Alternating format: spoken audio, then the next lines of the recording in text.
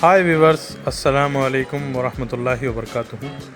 इस वीडियो में घर में से ही खांसी के लिए और सीने दर्द के लिए, जो कि बलगम वगैरह या फिर गैस की वजह से होता है, और गला बैठ जाना यानी कि गले में जोड़ा बलगम जैसा फील होना, डिस्टर्बेंस होना, इसके लिए इलाज बताऊंगा। सिंपल है।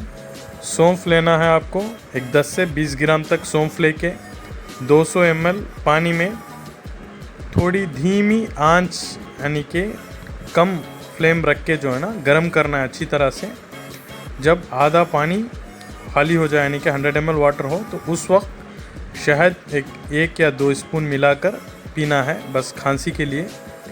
इसी तरह से जो सीने में दर्द है तो उस लिए जो है ना सेम यही है, सौंफ और 200 ml वाटर में बॉईल करना है।